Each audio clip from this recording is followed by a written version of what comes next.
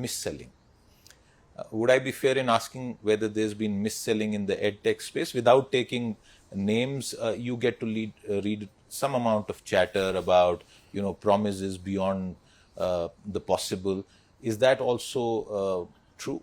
So I think mis-selling would mean misrepresentation and should not be mixed up with aggressive selling or overselling, bordering on an overcommitment.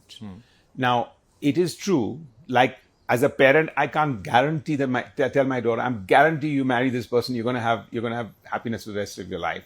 That way, if I oversell and say, if you do this and you do this in algebra, you do this in trigonometry, your son or your daughter is going to be first take in class. This course and he'll be the next Bill Gates. I think there could be a sense. I'm not in the K-12 sector, and I think that's where the real aggressive selling or slightly bit of an overcommitment could be taking place.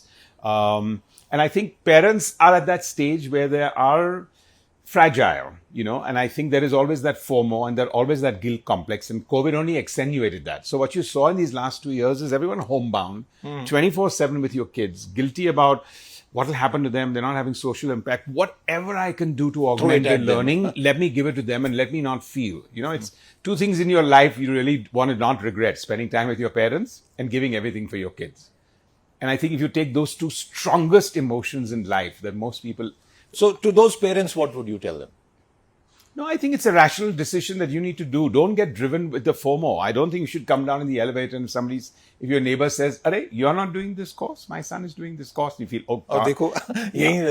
Okay, a dozen and more, and perhaps many more edtech companies being minted even as we speak by smart.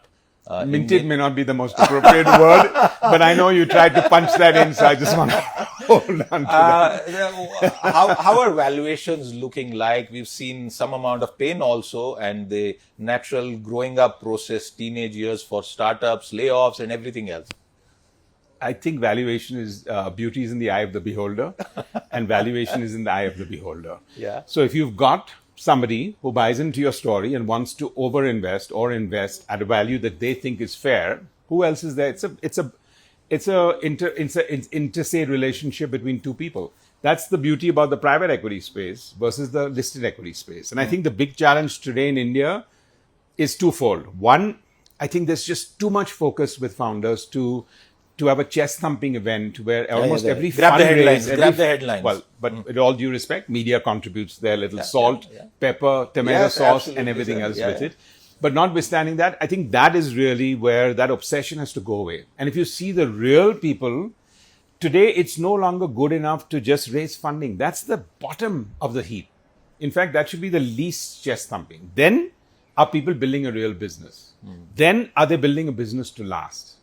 And I think if I survived in media for the time I did, it was because of my laser sharp focus that I wanted to build a company that would outlast. And I think in my 15 years in media, lots of people told me, "Oh, XY is doing this. Why aren't you doing that?" We had tugs and pulls at valuation levels, at activity levels, at diversity levels. Why am I not in news? Why am I not in this? Why am I not in movies? You just have to go about thinking, let's talk after 5 years. And I think with most nascent industries, the men and the boys will get separated, or the women and the girls, because I think there's enough of them there, and I don't want to sound at all, will get separated as it goes. If you like the video, do like, comment, share, and subscribe.